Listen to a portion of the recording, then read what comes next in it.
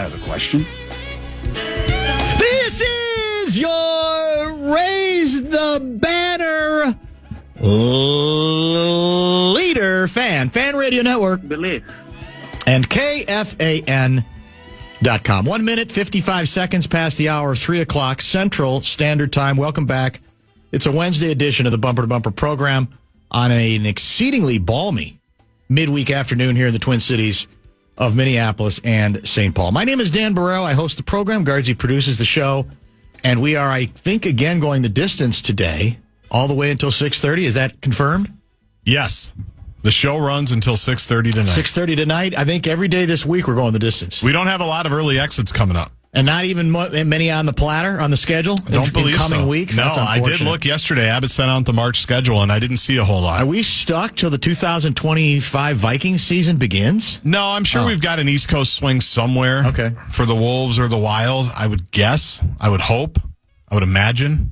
Bradshaw and Brian KFAN text line rebooted for your purposes, for your entertainment. 64686 if you would like to reach us. I wonder how they arrived at that number. Do we know how it ended up being 64686? You probably just ask which number is available to use. Is that how it works? And then they send it to you. Because it's not a very catchy one. Right? Wouldn't it be better to have like sixes all the way across? Or would that be some kind of a voodoo, Be some kind of the devil thing? We wouldn't like that. Demonic bit. Yeah. We wouldn't want that. But I mean, I guess most people right now know it. 64686. 64686. Delightful guest lineup today. We'll give you some details on that in just a couple of minutes.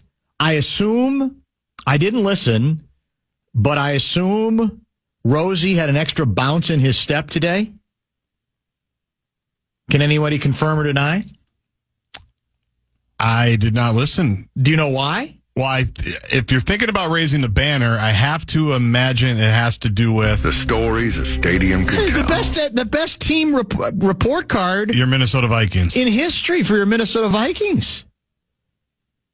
Well, I guess not the best because we placed second. Right. Miami's got us.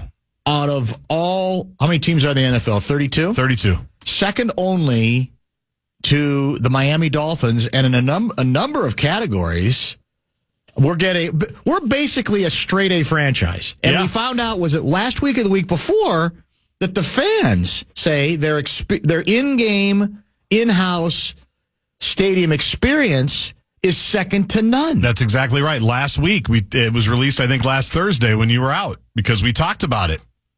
We have a great fan experience, and the players couldn't be happier. No, I mean, look at the categories. I mean, we've got the best daycare and family room. Important. Which is very important. That's for home games, right? Wolves need that when they're in home. The post-game family area rated a 9.02 out of 10. What's the best thing your team does? Vikings were given high praise for how the organization cares for them and their loved ones, aligning with their A-plus grade and first-place finish in the treatment of families. It goes on and on and on. Perfect score for adequate locker room size. Makes sense. Perfect score for adequate locker room size. KOC. Only 2 coaches, and who are they, by the way, ranked ahead of KOC in his receptiveness to locker room feedback on team needs. Meanwhile, the ownership, also number 3, in both contribution to a positive team culture and commitment to building a competitive team. Training staff, the much maligned training staff, which we replaced, right? Yeah, a couple of years ago. Uriah, was it Myrie? Is that how it's pronounced, his name? The head athletic trainer. He was fired in Jan 2024, a year ago in January. And that grade, I don't even know how, I mean, it's kind of sad you get fired despite the fact that he had a B last year. Right. Well, we have high standards. Is that what it is? When we're used to A's all across the board, a B's not going to work. And then we got an A there. 94% of the players say they receive ample one-on-one training treatment. That's an increase of 6% from a year ago. They also felt more strongly about how the training staff contributes to the team's overall success. The only downside, and I'm sure they're going to have to get to the bottom of this, is nutritionist and dietitian. We went down from a first place A to a 15th place B+. That did catch my your eye? Yes, it did. Yeah. Dietitian, though, is still described as very accessible.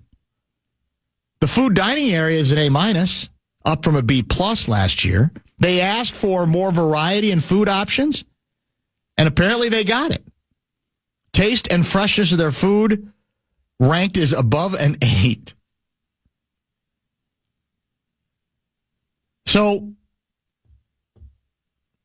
I know we're patting ourselves on the back for everything being wonderful, but I looked it up. We still have one playoff victory to show for all of this excellence. Tweet that. One. Well, one since when? Well, one under KOC. We have 0 with KOC. Well, KOC, you're right. What am I talking about? Yeah. 0. Well, you're right. I'm giving him one more than he deserves. Yeah, we have a couple in the last decade, basically. So I don't know what to tell you. I know this.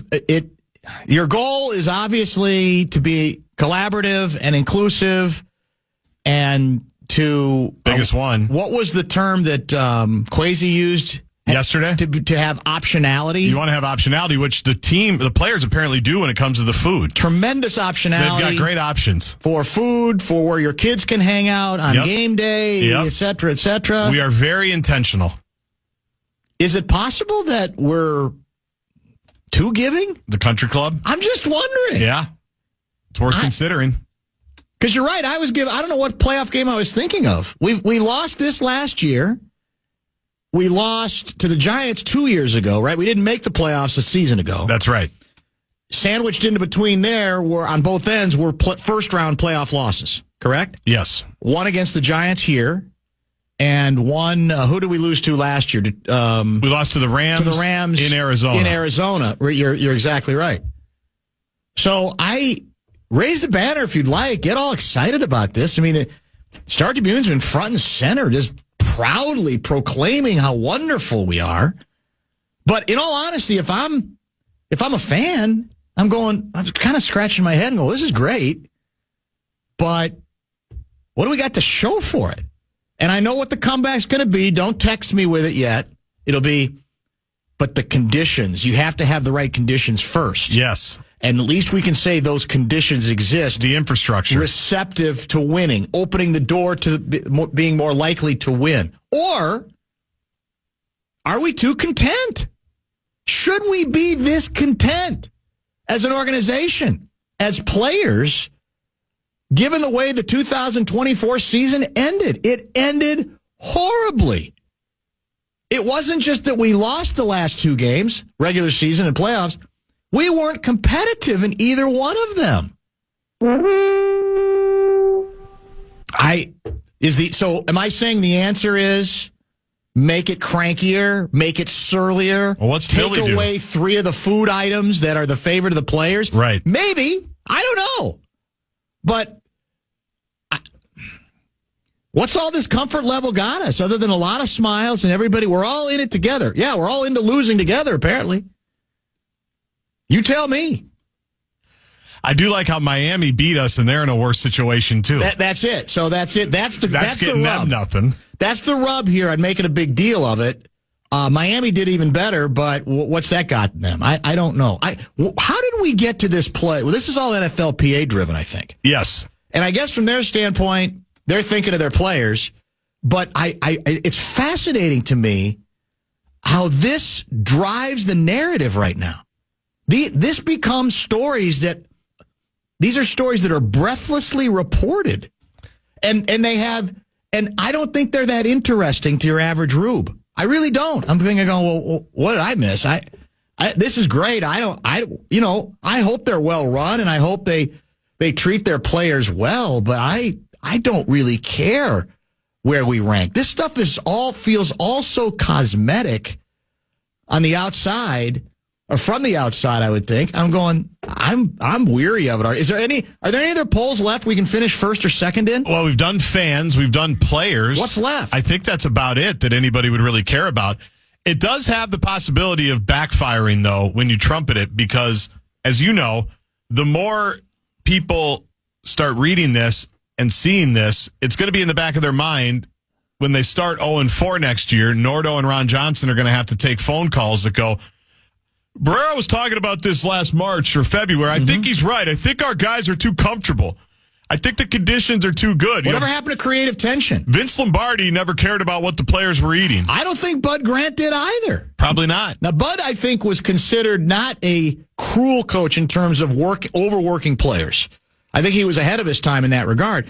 But my guess is Bud, I wish you were here to ask, that Bud would kind of smirk about some of this and say, okay, look, that's good, that's fine, it's good as far as it goes, but come on, that's really not what I'm in this for. I don't think this is what any of us are in this for.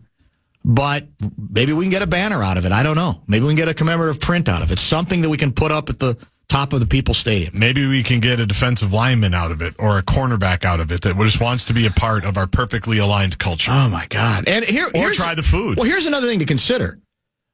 Either there's some great inflation going around, or the dirty little secret is almost every team treats its players pretty well. Because, the lowest score, I think, was a B+, or a really? B, or a B. Yeah, it was like, if you read the fine print, in fact, there's a quote like towards the end of the overall piece in score? Star Tribune. Yeah, let me see if I can find it. It is a pretty good life to be a professional athlete.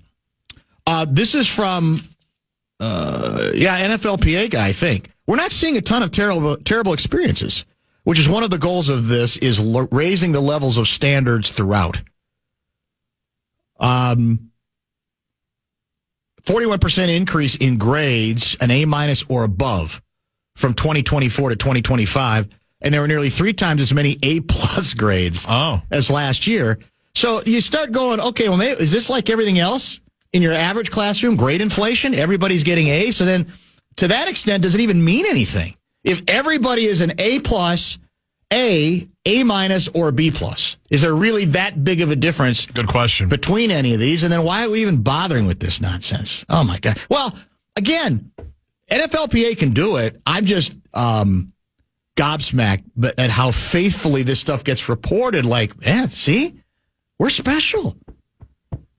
I mean, the last week it was about the in-game fan experience. Yep. And here's the lead at StarTribune.com.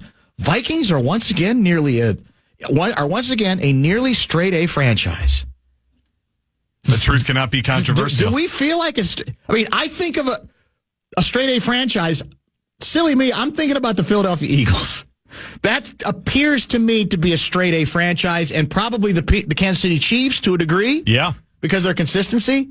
Those would strike me as straight A franchises. Can I make a prediction? Yeah. To prepare you for what's coming a little bit later this week, because I think you'll agree with me that this is coming, and you're going to need to figure out how you want to respond to it in a nice fashion, or maybe not. You know that Lori Fisher is going to want to open Enough Said with this survey on Friday. Right. This will be the first thing when she emails Litmus us, test. Probably later today. Yeah, you're right. Hey, guys. Not working tomorrow, trying to work ahead. Yes. I'm very busy. Yeah. Here's what I'm thinking for Maine's. She loves this stuff. And Vikings number 1 in the survey, is going to be the first thing that's listed. So be ready for how you want to respond to that. I'm perfectly, I love it. I'll be perfectly prepared to mock it in the opening salvo of Enough Said for this week. There we go. That could be the start of the show. You're 100% right. Let's pause here. I'll set up a very good and deep guest lineup that will include Mike Conley at the bottom of this hour. Stay tuned.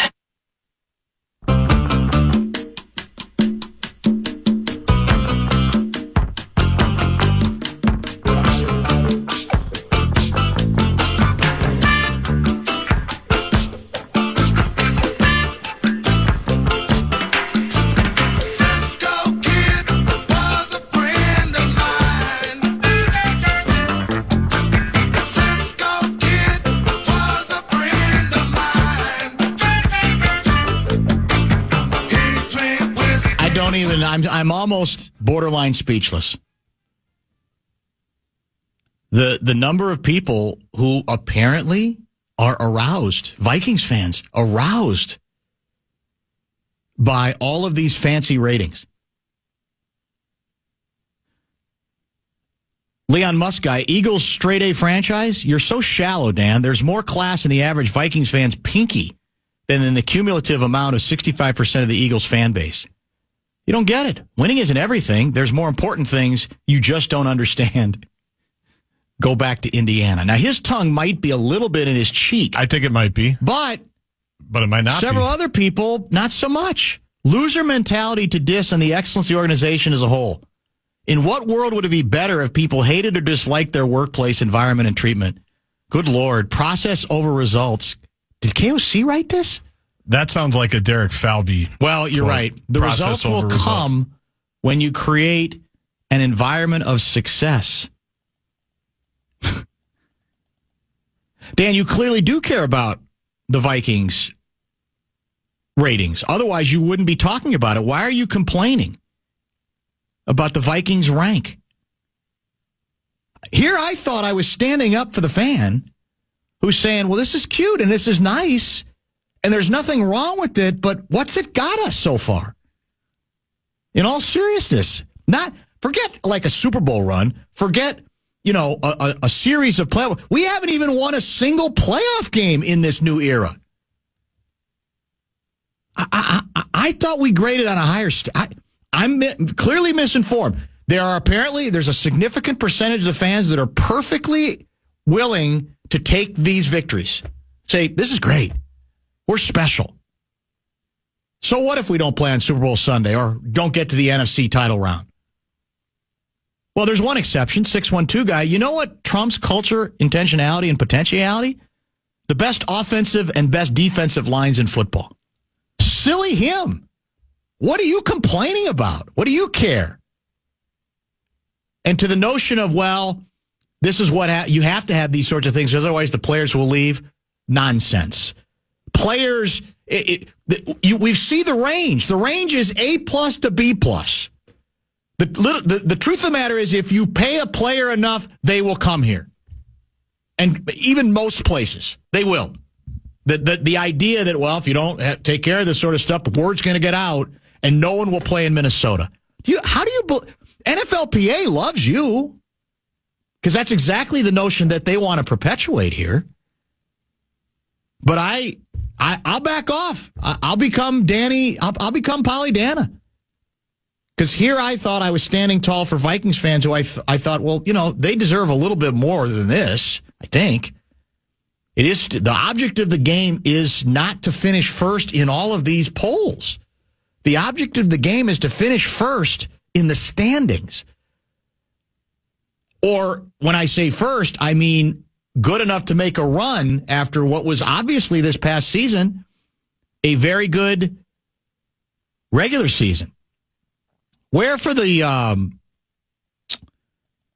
do we know where Kansas City ranks in this thing? I didn't look at the chart. I didn't either. I can try to pull it up here quickly on the fly and find it. I'm pretty sure we did the same thing last year.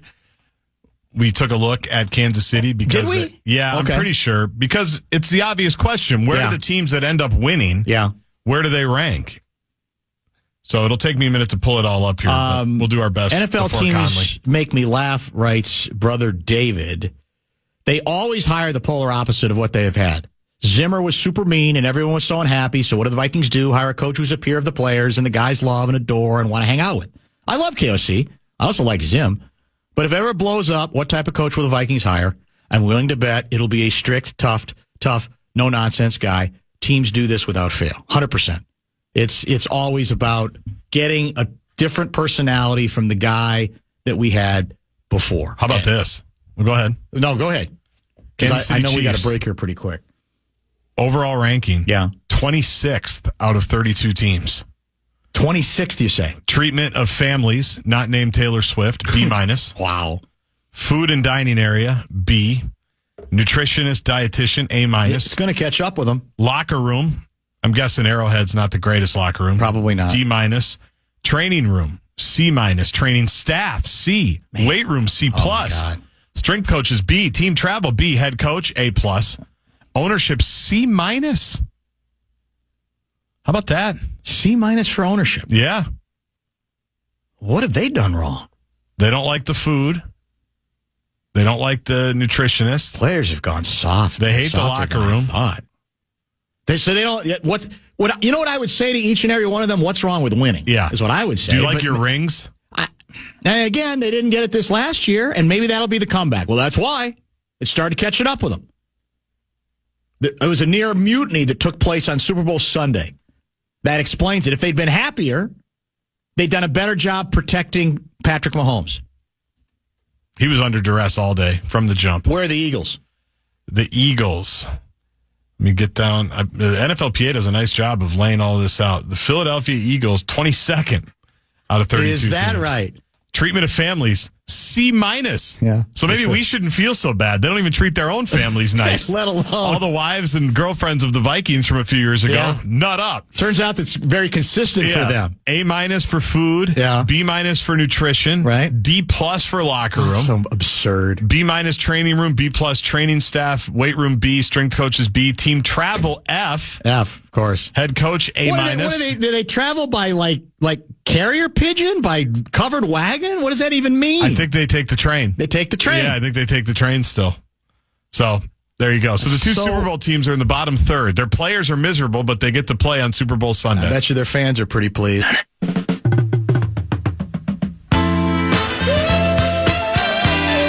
Well, it looks to me like your Minnesota Timberwolves, who got to L.A. early, are taking full advantage of a media tour, right? The head coach, Finchie, wasn't he on a couple shows yesterday? He was with the Herd. That's it. And Nikhil was on ESPN. Nikhil was on ESPN.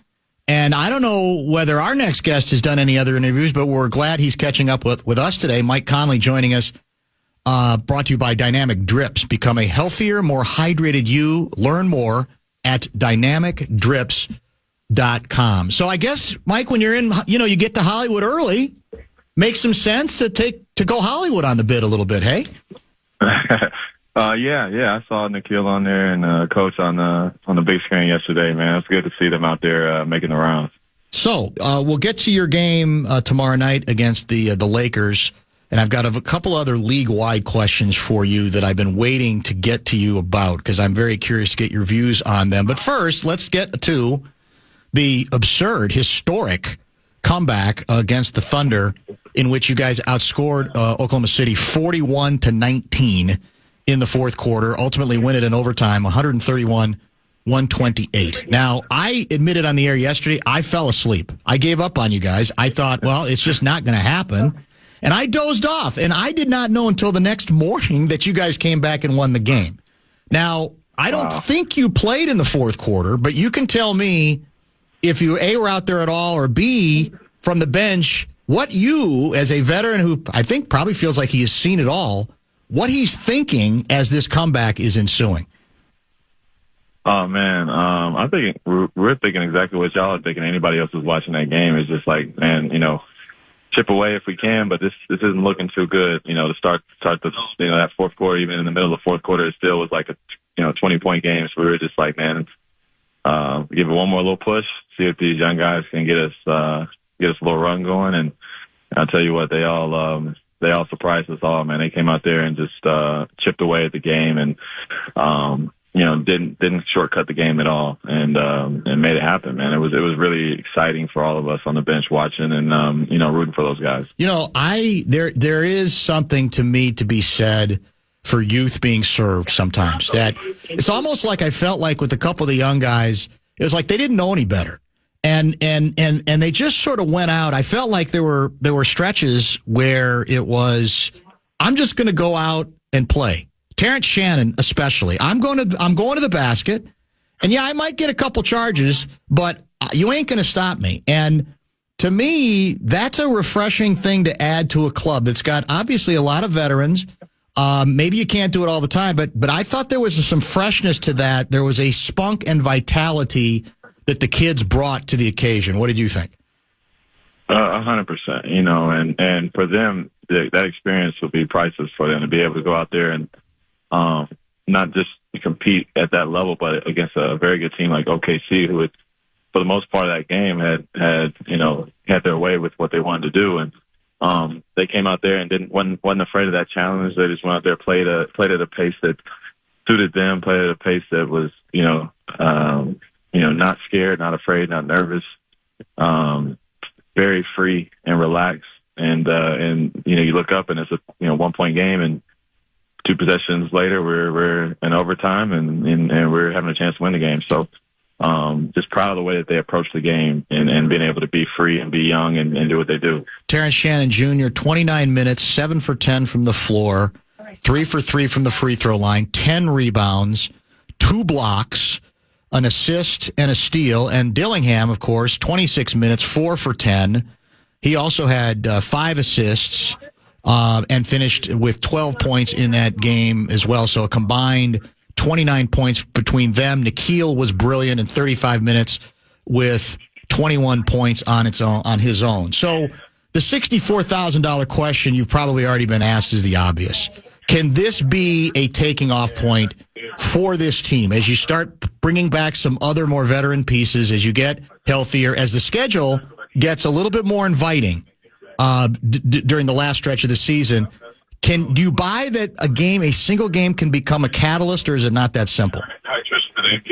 It can be. It can be that simple. It can be just as much as seeing it happen, seeing ourselves out there, performing at a level that we want to be our standard. And it can come from any different avenue. It might just be that our young guys are the ones who spark this. They might be the ones that turn the season around for us. Each one of those guys have had to play a lot coming in, the last few months with guys being in and out of injuries, and that could be key for us going down the stretch. Now they have great experience. We're going to start getting our guys back, and Rudy, Jew, and Dante. We get our guys back. We'll be even better suited to handle a lot of these games and a lot of these situations. Like you said, with the schedule getting a little bit more inviting, we will have a little bit more leeway to push. So hopefully, this is the turning point, and that we can make a little run here going into the most important part of the season. How do the coaches and players really reintegrate some of the players that you named here? Because when they're out, obviously other players have to play. They get into a rhythm and have had some measure of success as well. There's still only one basketball. Only 5 guys can play at a time. So how do is there a way to ease the veterans in and yet still try to use the element that some of the younger players have added to the mix? Yeah, we'd love to be able to run 12 guys out there, honestly, if we could. I don't know what coaches plan will be going forward, but we got a lot of guys deserving to play, a lot of guys deserving to have minutes, and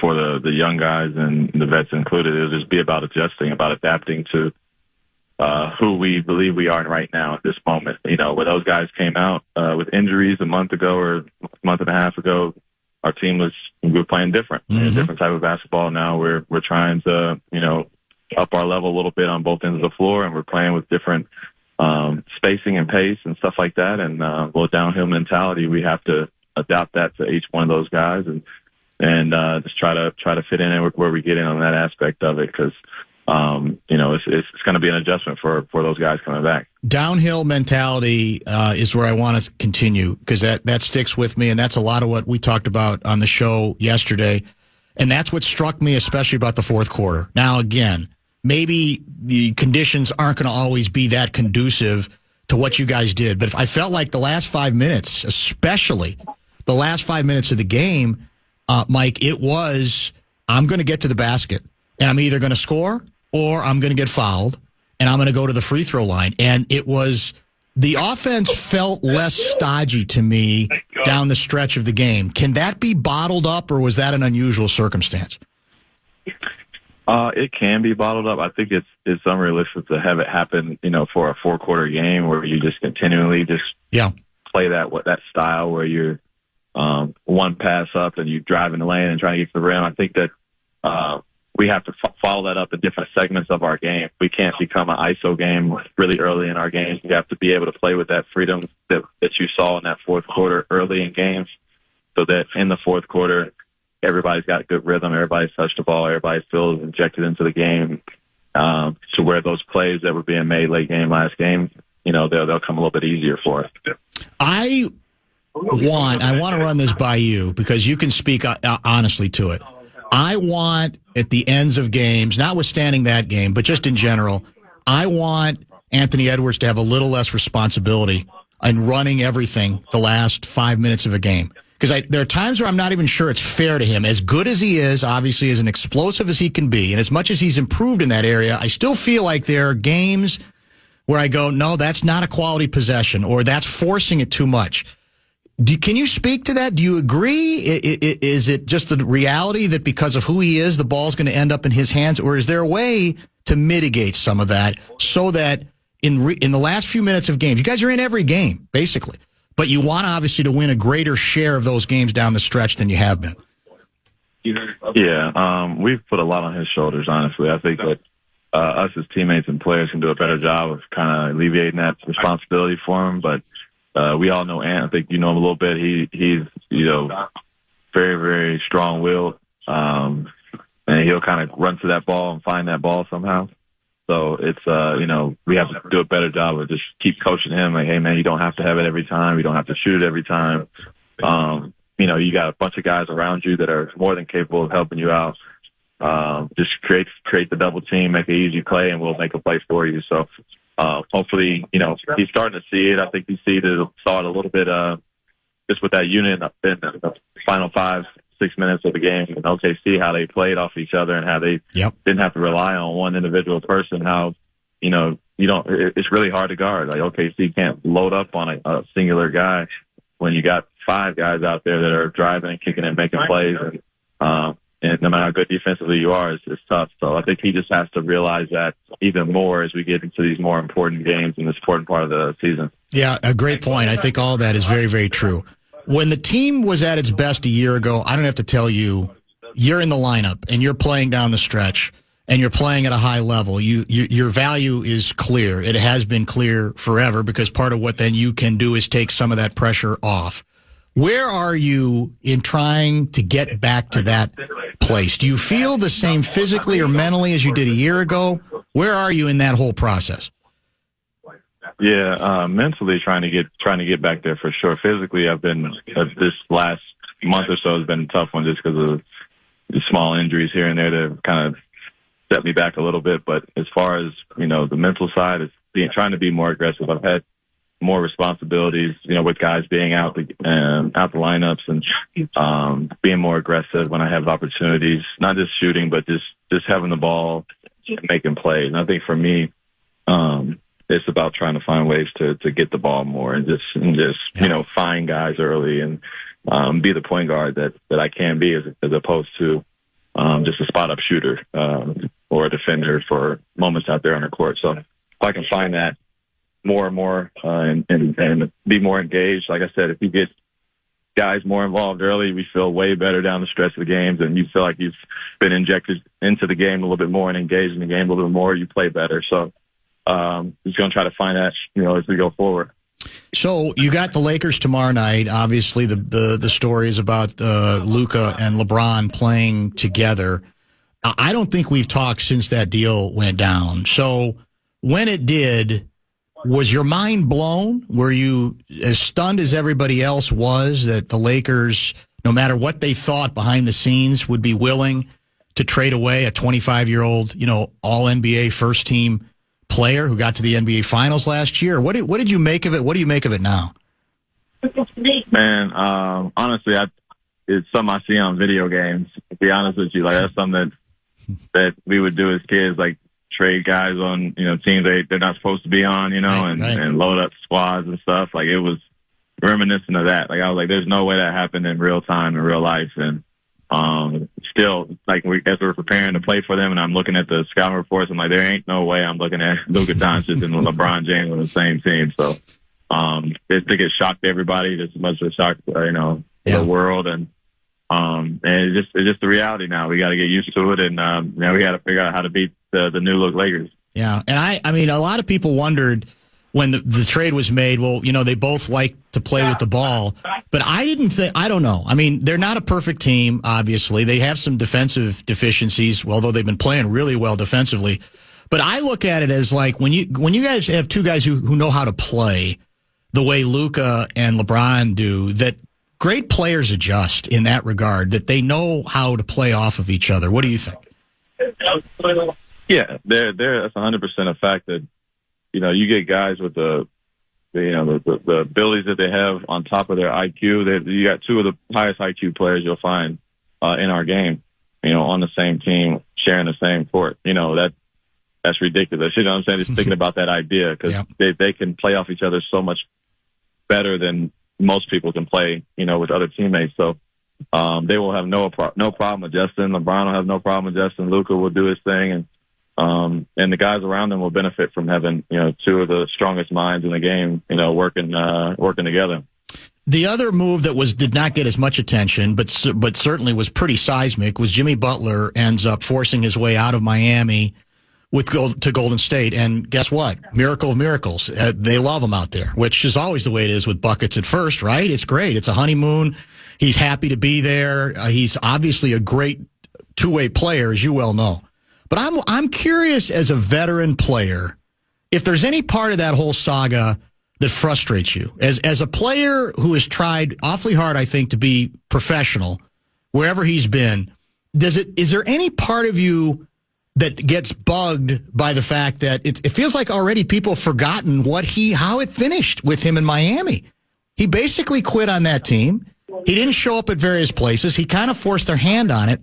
And as a veteran player, I don't think it's a very good look for the league. I'm not holding other players responsible for it, but as a veteran guy who's tried to conduct himself well, is there any part of you that is bothered by that whole episode and how quickly it seems as if everybody's already forgotten how it ended in Miami, and it's all about, boy, look how hard he's working, in Golden State, and he's doing all the little things, and he's staying up late, and I'm going, well, isn't that what you're supposed to do?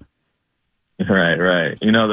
The thing is, I worry more about the future of our league when it comes to situations like that. It's just, the owners are going to look at that, and the teams are going to look at that, and they're going to ask for changes. You know what I mean? And we've had so much power, worked for so much power in this league as players, and rightfully so. And, when we get situations like that, that's not going to look good on us as players. And you're going to have a lot of teams trying to, limit us in some way going forward. So I think that's the bigger picture issue for me. I think I don't know everybody's situation. I really don't know Jimmy personally or anything, so I don't know what it was like in Miami or what happened. But I just read the same things you read and see the same things on TV. So from that perspective, you gotta just hope that the rest of the league doesn't punish some other the rest of the guys, the younger guys coming up. When it comes to future negotiations and contracts and such like that. No question. We're chatting with Mike Conley, brought to you by Dynamic Drips. Just a couple more things before we wrap things up. I would assume you guys look at it as, all right, you look at all the big charts like on ESPN, and they're talking about, okay, who are the teams to beat in the Western Conference? And you guys aren't coming up much, at least not right now, which maybe you don't mind. That you could be lurking a little bit, maybe even perhaps being taken for granted because the regular season record has kind of been, not anywhere near as good as it was a year ago. On the other hand, I would think you look at the conference and you say, Oklahoma City's had an unbelievable season again. They look to me like a very deep and very good team, but they don't have much playoff equity. So in your mind, you say, we still have to think of this in terms of creating a chance where we have a runway, that we do not have to necessarily take a back seat to anybody. If we start putting these pieces together, we start taking care of business, because the teams at the top of the standings have been great regular season, but have not necessarily had great playoff success. What do you think? Yeah, I'm 100% confident and excited, more excited than I am anything going forward for the remainder of this season, with the fact that, we've had to deal with so much as a unit, so much of change, so much of lineups, different guys in and out, relying on different guys, young guys, older guys, good ball, bad ball, like all that at the same time. And through that whole storm, we're sitting in a spot where we have an opportunity in front of us where we can get guys healthy at the right time, put it all together at the right time.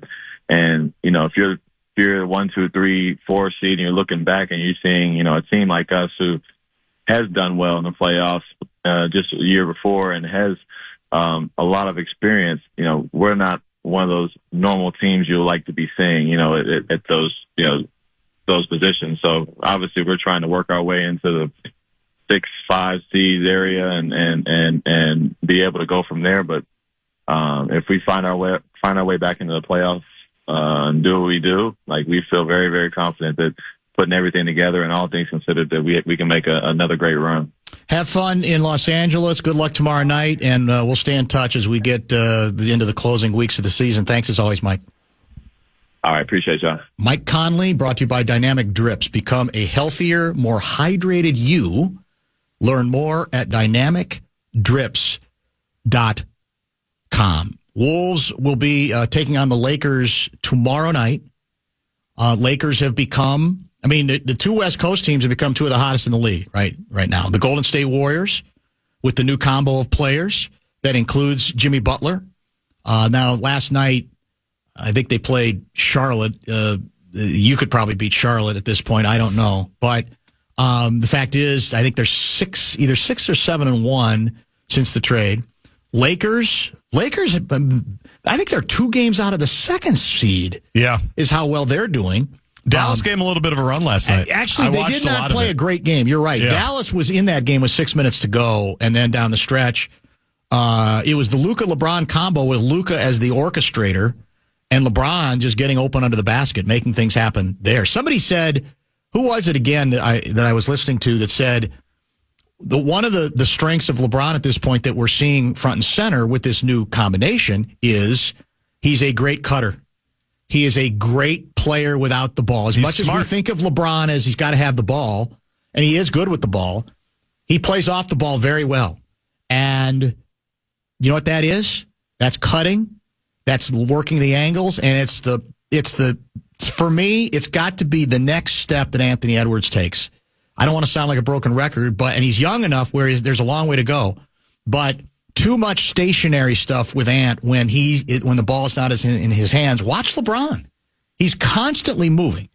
And obviously, now having a great assist guy, a great, visionary passer like Luka, all the better. You're going to be encouraged to keep moving, right? To keep cutting, to keep doing all of those things. He can find you wherever you are. That's true. He had another one of those behind-the-ear passes in the first half where he's driving and somehow just rips it right by his right ear to the left wing. Yes. And I think it's Austin Reeves just waiting there wide open. It was like, this one was like, exactly. It was almost like over the top of his head or by his, behind him. No look. Guys guarding him. 2 guys guarding him out right in the to pocket. A wing shot. Yeah. It's stupid. It is stupid. You can tell the whole league's still bitter. And they're going to get more bitter the better they play, right? The way out of that would be as if they somehow lay an egg in the first round. They get a matchup that's not conducive, and they don't get out of round 1. But the deeper they get, the harder it's going to be for as you say, everybody in the rest of the league to accept the fact that they traded him away. Now, again, though the damage control out of Dallas continues, the new angle is Hookah Doncic. Yeah. That's his new nickname. I saw that. Now we're saying, before it was not in great shape, not taking care of your body. Now it's booze and ganja, apparently, or a combination of both of them. And ergo, the nickname Hookah Doncic, which is all over X. And it's absolutely a brilliant name for sure. Was he, I thought I saw him light up during the post-game presser. Is that legal in the NBA? Can you do that? Well, it's in Los Angeles. I assume in California it's legal. Yeah, but they probably have smoking laws. Yeah, that's true. Because of the environment. You probably can't smoke in public places, I would imagine. Yeah, you're probably right about that. I thought you were going to say you saw him light up, just his expression when he got out on the court. And he saw Jason Kidd and he saw their GM and he said... he had a lot of stairs going last night. I would assume you liked that because we were at the other end of those stairs in the playoff series. Last night, it was the Dallas bench and the barking, the usual Luka barking. Yeah. At least that wasn't at the Wolves' expense in this case. Now, it might again be at their expense tomorrow night Although Rudy has been the guy he's gone after the most, and I don't know if Rudy's going to be available tomorrow. Rudy, according to the reporters who talked to Finchie today after practice, Rudy did not practice today. Ooh. Dante DiVincenzo did. Oh. So is it possible he comes back tomorrow night? I don't know. Ahead of Julius? Well, let me see what Randall did. Hang on. I don't know if it's ahead. Okay. I didn't say that. Let me make sure. Let me see. Chris Hine had some. Meanwhile, how about the bumper-to-bumper seal of approval for Jalen Clark? Yep. Who gets finally gets it's a not a huge contract, right? I think it's a what do they call it, the minimum contract, yep. But at least it's a guaranteed now the rest of the season. This is a guy who blew out his Achilles, right? Basically, for a year, went through a series of rehab moves, couldn't do anything. Yep. I mean, really couldn't do anything, and was viewed as, well, he may never come back and be a factor. And I'm not ready to crown him, comeback player of the year yet. He's nice, though. But the story has been nice. It's very easy to root for a player who has, sort of stayed with the bit, continued to work hard, and now within the realm of, NBA pecking order. It's not at the top of the pecking order, but nevertheless, I think it's their way of trying to reward him for all of the due diligence that he has adhered to. Well, and good job by the general manager, right? Yes. By Tim Conley for drafting him. I'm Googling it just to remind myself where he was picked, but he was picked fairly late, right? I mean, he was a second-round pick, and the whole bit was if he was healthy. Yes, that's true. We wouldn't be picking him 53rd overall, but we're going to stash him. That's why he was available. And we're going to obviously get him healthy, and we'll see where he ends up. I am reminded that Randall is not currently with the team. Johnny Athletic wondering if it's because his wife's about to have their latest child. Okay, that could be. Just add it to the list of Wolves kids when they come back home that our players have to deal with, and that's why we can't win at home. Well, obviously, they should talk to the Vikings about how they handle children and families, because I think we're good in NBA circles. But we may need to go to another level to match, apparently, what the Vikings do on a weekly basis. The Vikings were very good at home this year. I think they only lost one game, so they obviously know what's going on. You are correct. By the way, we'll give you the rest of the guest lineup. We got good guests at 4:30 and 5:30, and some good, 4:15 and 5:30. We've also got some very good text to read when we